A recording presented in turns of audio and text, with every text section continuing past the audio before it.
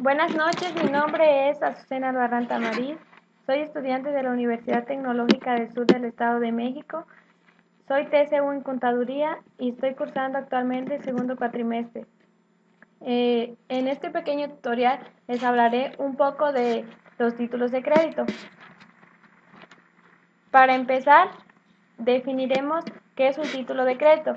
Se dice que el crédito existe cuando hay una entrega de una cosa presente por otra futura. Según César Vivante, nos dice que los títulos de crédito son documentos necesarios para ejercitar el derecho literal y autónomo que en ellos se asigna. El tratadista Felipe de J. Tena nos dice que estos documentos son necesarios para proceder al cobro de la cantidad respectiva. Y el doctrinario José Gómez dice que estos documentos se presenta la creencia, la fe, la confianza que una persona le tiene a la otra, ya sea porque le dio un bien o porque si no una suma de dinero. La definición legal. Según el artículo 5 de los títulos de crédito, Ley General de los Títulos de Crédito, define a los títulos de crédito como los documentos necesarios para ejercitar el derecho literal que en ellos se consigna. La clasificación de los títulos de crédito. Se clasifica en tres tipos: actos de comercio, cosas mercantiles y como documentos. Actos de comercio. Dice que se considera los avales, los endosos, la emisión y la expedición, e incluso el cheque, letras de cambio y otros títulos. Cosas mercantiles.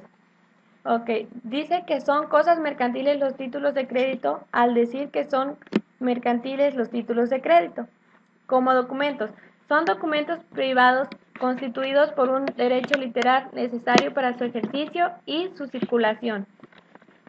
Ahora, las características de los títulos de crédito. Se hace referencia a que son cinco o más características de los títulos de crédito, pero en esta ocasión solo hablaremos de 4, que son literalidad, autonomía, incorporación y legitimación. Empezaremos con la literalidad. Es la naturaleza, ámbito, contenido y podemos circular, abarca la originalidad de los documentos. Esto quiere decir que la literalidad de los títulos de crédito es la naturaleza, la originalidad que los hace crearse y seguir dando el derecho y las obligaciones. El siguiente es la autonomía. Derechos autónomos que tiene cada persona, de la importancia del derecho. Es decir, cuando un tenedor contiene o adquiere un título de crédito, también adquiere derechos, que los cuales van cambiando conforme cambia de tenedor también. La incorporación. Dice que son documentos que llevan incorporados un derecho, es decir, el documento otorga derechos. Porque, por ejemplo, si yo tengo un título de crédito, entonces tengo un derecho. Tengo el derecho de acreedor que yo puedo cobrarle a ese deudor la deuda que tiene conmigo o con la persona que juega el papel de acreedor. Legitimidad. Dice que suele darse de la más bien se da de la incorporación y que se divide en activa y pasiva. La activa pertenece al acreedor que tiene el derecho de cobrar al deudor, es decir, el acreedor tiene el derecho de cobrarle al deudor esa deuda que se tiene con él, y la pasiva, esa corresponde al deudor que tiene la obligación de pagarle al acreedor, y en eso se divide la activa y la pasiva. Ahora pasaremos con la letra de cambio. La letra de cambio dice que llamado triangulares porque para su perfección es indispensable que participen 3 sujetos.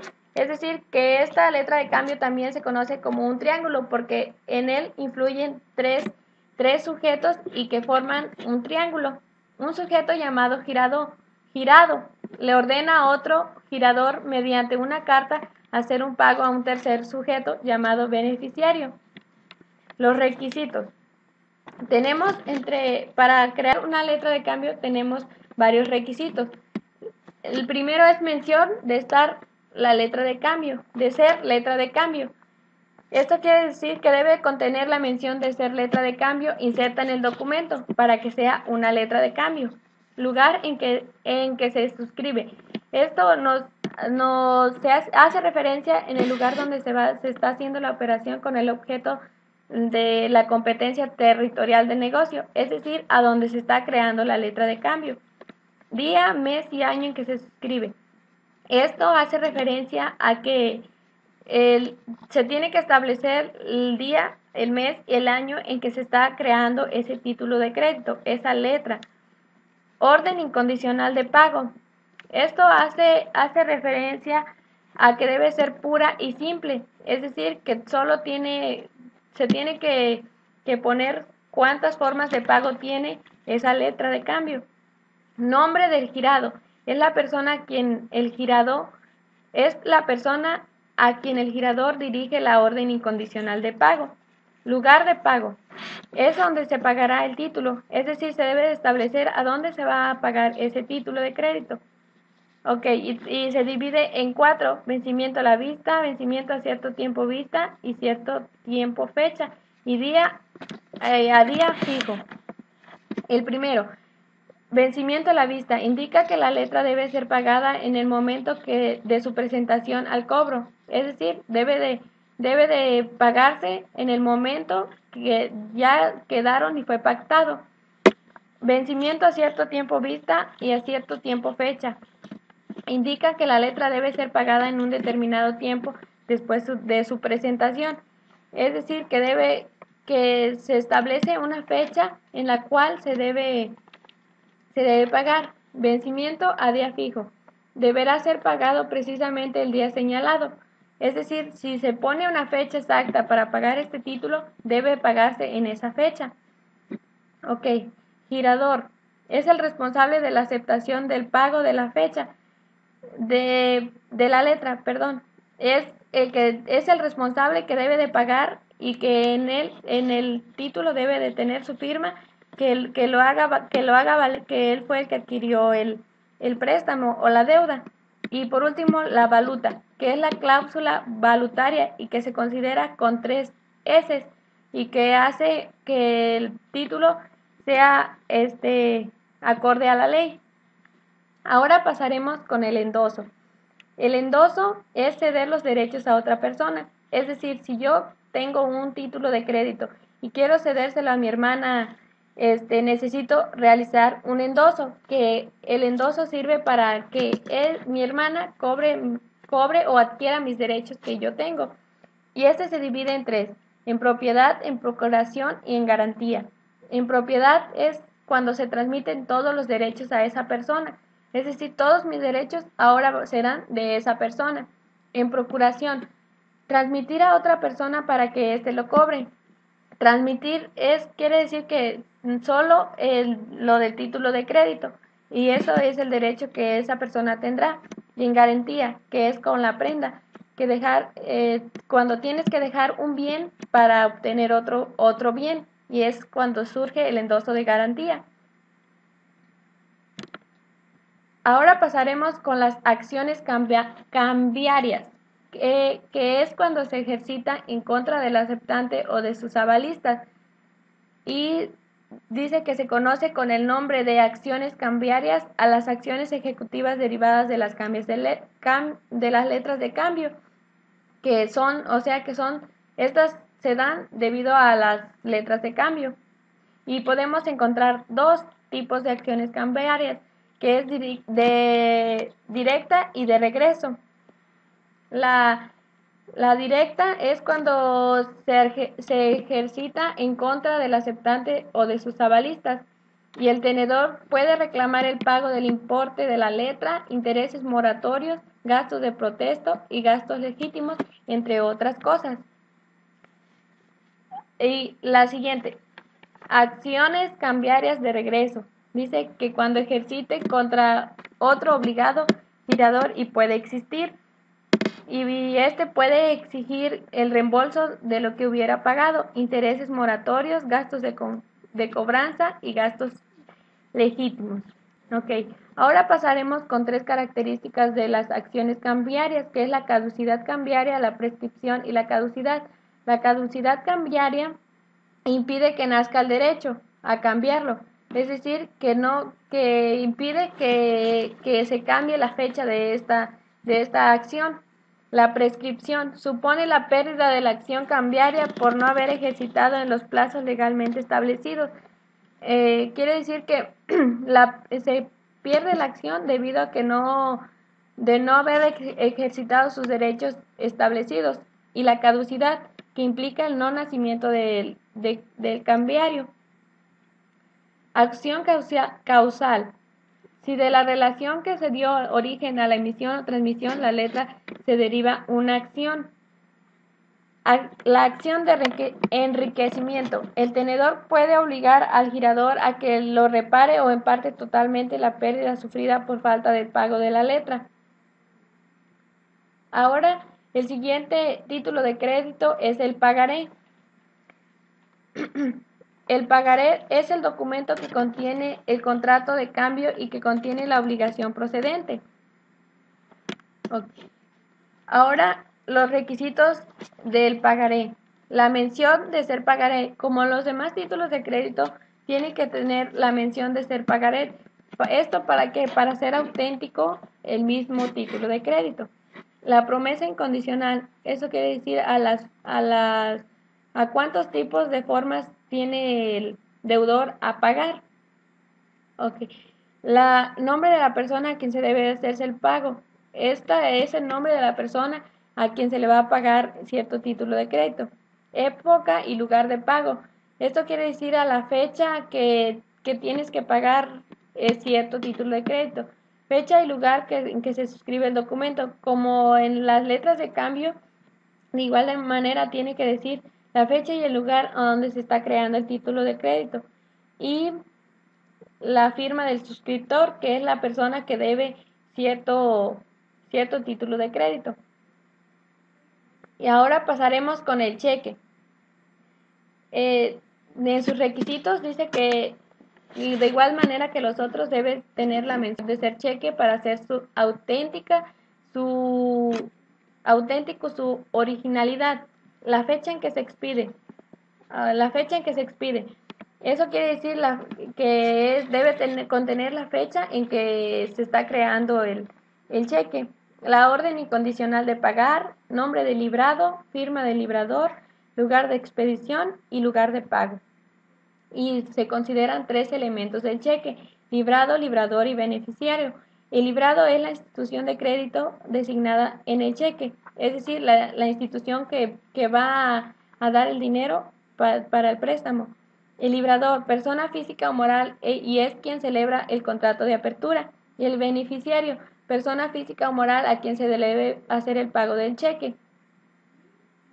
Formas de circulación del cheque: cheque no negociable, cheque la orden, cheque al portador.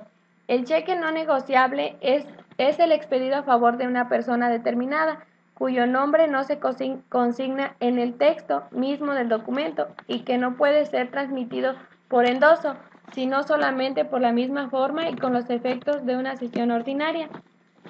Ahora, cheque a la orden. Este es el expedido a favor de una persona determinada, cuyo nombre se consigna en el mismo texto del documento y que puede transmitirse por medio del endoso y entrega del material del título.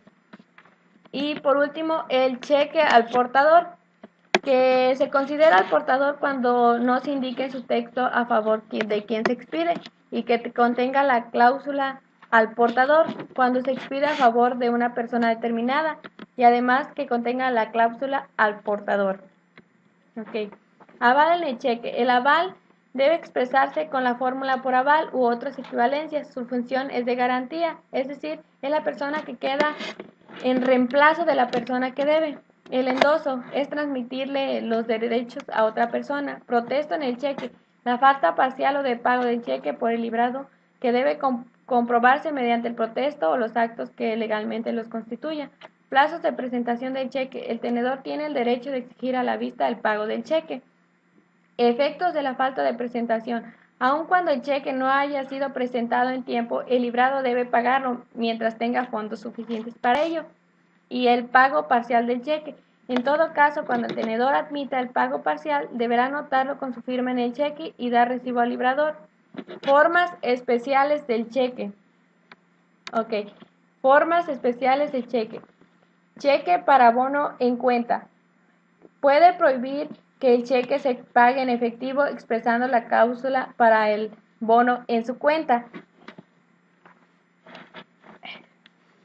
El siguiente es el cheque certificado, que puede el librado exigir que el librado certifique que el cheque haga, haciendo constar que tiene en su poder suficientes para cubrir el cheque. Es decir, que el librado pueda exigir al librador que certifique el cheque, haciendo constar que tenga fondos su cuenta para que pueda ser certificado.